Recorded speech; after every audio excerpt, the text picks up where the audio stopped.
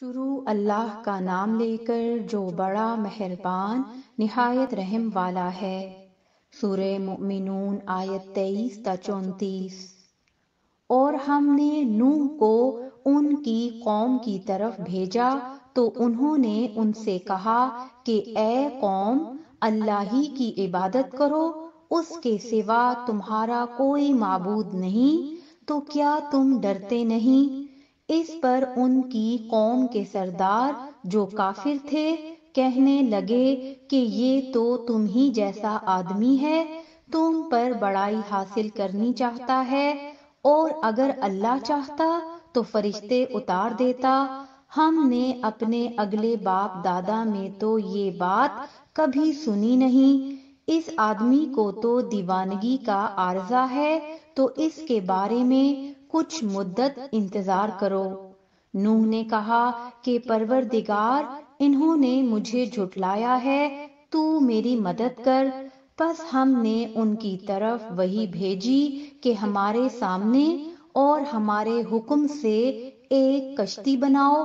پھر جب ہمارا حکم آ پہنچے اور تنور پانی سے بھر کر جوش مارنے لگے تو سب قسم کے پالتو حیوانات میں سے جوڑا جوڑا، یعنی نر اور مادہ دو دو، کشتی میں بٹھا لو، اور اپنے گھر والوں کو بھی، سوائے ان کے جن کی نسبت ان میں سے ہلاک ہونے کا حکم پہلے صادر ہو چکا ہے۔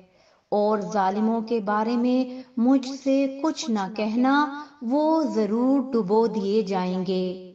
پس جب تم اور تمہارے ساتھی کشتی میں بیٹھ جاؤ تو اللہ کا شکر کرنا اور کہنا کہ سب تعریف اللہ ہی کے لیے ہے، جس نے ہم کو ظالم لوگوں سے نجات بخشی۔